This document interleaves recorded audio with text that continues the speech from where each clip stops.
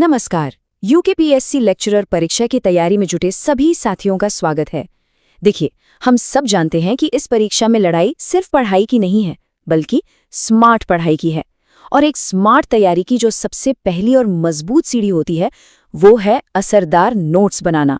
तो चलिए, आज हम इसी कला में माहिर बनने की कोशिश करते हैं। ये एक ऐसी दुविधा है जिससे हम सब कभी ना कभी जरूर गुजरे हैं, है ना?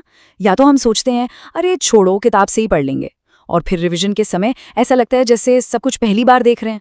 या फिर हम इतने जोश में नोट्स बनाते हैं कि वो किताब की एक दूसरी कॉपी बन जाती है, और फिर उसका जो असल मकसद था, यानी कि फटाफट रिवीजन, वो तो खत्म ही हो जाता है। तो फिर सवाल यही उठता है कि वो बीच का सही रास्ता क्या है? ऐसे नोट्स आखिर कैसे बनाएं जो छोटे भी हों, काम के भी हों और रिवीजन के समय हमारा सबसे बड़ा हथियार साबित हों? चलिए, आज इसी का जवाब ढूंढते हैं। आज हम एक ऐसा प्रैक्टिकल सिस्टम समझेंगे जो तैयारी को एक नई सही दिशा देगा। ठीक है, तो चलिए अब सीधे मुद्दे पर आते हैं और गहराई से समझते हैं। हम एक 7 स्टेप की प्रक्रिया को देखेंगे, एक ऐसा ब्लूप्रिंट जो नोट्स बनाने की कला को न सिर्फ आसान बल्कि बेहद असरदार बना देगा। याद रखिए, ये सिर्फ लिखने के बारे में नहीं है, ये जानकारी को सही तरीके से व्यवस्थित करने और उसे लंबे समय तक याद रखने के बारे में है। देखिए, किसी भी बड़ी इमारत की तरह हमारी सफलता की नींव भी मजबूत होनी चाहिए। तो पहला और सबसे जरूरी कदम हमेशा कक्षा 9 से 12 तक की एनसीईआरटी किताबों से ही शुरुआत करें।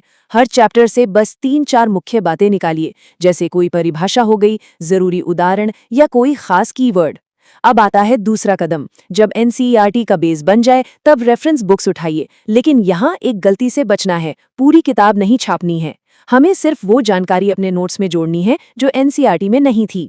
और तीसरा सबसे अहम कदम, नोट्स को सब्जेक्ट के हिसाब से नहीं बल्कि टॉपिक के हिसाब से बांटिए। जैसे इतिहास के फोल्डर में प्राचीन, मध्यकालीन और आधुनिक के अलग अलग सेक्शन होने चाहिए। यकीन मानिए, इस एक छोटे से बदलाव से रिवीजन करना 10 गुना आसान हो जाता है। अब बात करते हैं एक बहुत ही स्मार्ट टेक्निक की जो हमारी विजुअल मेमोरी का इस्तेमाल करती है। आपको पता है, हमारा दिमाग शब्दों के मुकाबले रंगों और पैटर्न को ज्यादा आसानी से और ज्यादा लंबे समय तक याद रखता है। तो क्यों ना इसका फायदा उठाया जाए? अपने नोट्स में एक सिंपल सा कलर कोडिंग सिस्टम बना लीजिए। जैसे जरूरी कीवर्ड्स के लिए पीला हाइलाइटर, कोई तारीख, फॉर्मूला या एक्ट हो तो उसके लिए लाल, और किसी परिभाषा या कोड के लिए नीला। जब रिवीजन का समय आएगा ना, तो दिमाग इन रंगों को देखकर जानकारी को तुरंत याद कर लेगा। तैयारी को और स्मार्ट बनाने के लिए नोशन या एवरनोट जैसे डिजिटल टूल्स का भी इस्तेमाल किया जा सकता है। ये ऑप्शनल है, लेकिन इससे नोट्स हमेशा आपके फोन या लैपटॉप में साथ रहते हैं।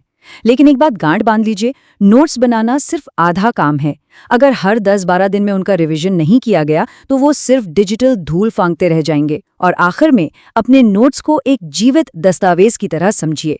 मतलब जैसे ही कोई नई सरकारी नीति आए, कोई नया पुरस्कार मिले या कोई जरूरी करंट अफेयर हो, उसे फौरन अपने नोट्स में अपडेट कर लें। अच्छा, अब जब हम ये जान गए हैं कि क्या करना है, तो ये समझना भी उतना ही जरूरी है कि क्या नहीं करना है।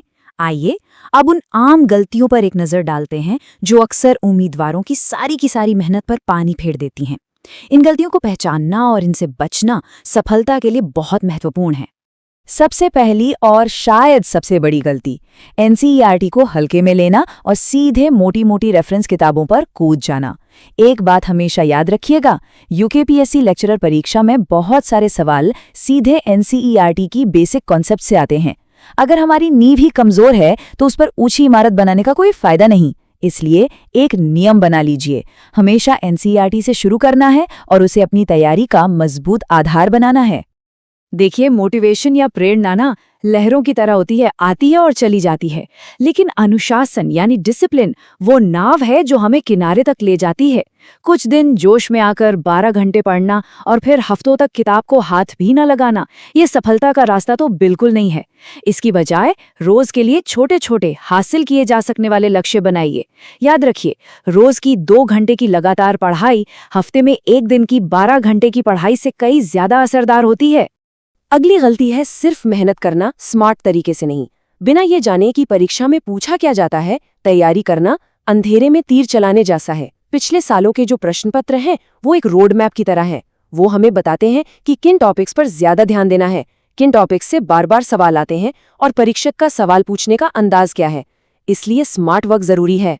इन बड़ी गलतियों के अलावा कुछ और बातों का भी खास ध्यान रखना चाहिए, जैसे सिलेबस को सिर्फ ऊपर ऊपर से पढ़ लेना, करंट अफेयर्स को ये सोच के छोड़ देना कि आखिर में देख लेंगे, सभी विषयों को बराबर समय ना देना और सबसे जरूरी मॉक टेस्ट देकर अपनी कमियों का विश्लेषण ना करना।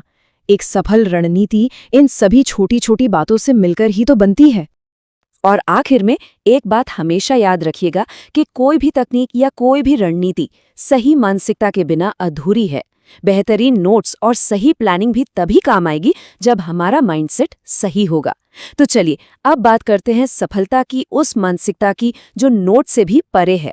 तैयारी के इस लंबे सफर में दूसरों से अपनी तुलना करना बहुत आसान है, लेकिन ये सबसे ज्यादा नुकसानदायक भी है। हर उम्मीदवार के सीखने की रफ्तार अलग होती है, मजबूत और कमजोर पक्ष अलग होते हैं। अपनी सारी ऊर्जा दूसरों को देखने में नहीं, बल्कि अपनी खुद की प्रगति पर लगानी चाहिए। जब कोई अपने सुधार पर ध्यान केंद्रित करता है तो आत्मविश्वास अपने आप बढ़ता है और सफलता की संभावना भी। अब इस सवाल पे जरा सोचिए, वो कौन सी एक आदत है जिसे आज अभी बदलने से आपकी तैयारी में सबसे बड़ा और सकारात्मक बदलाव आ सकता है? क्या वो सुबह जल्दी उठना है या रोज रिवीजन करना? उस एक चीज को पहचानिए और उससे बदलने का संकल्प लीजिए। याद रखिए, मेहनत तभी रंग लाती है जब वो सही दिशा में की जाए। अपनी रणनीति पर भरोसा रखिए, निरंतर मेहनत करते रहिए और सफलता जरूर मिलेगी। स्थिर रहे, आत्मविश्वासी रहे।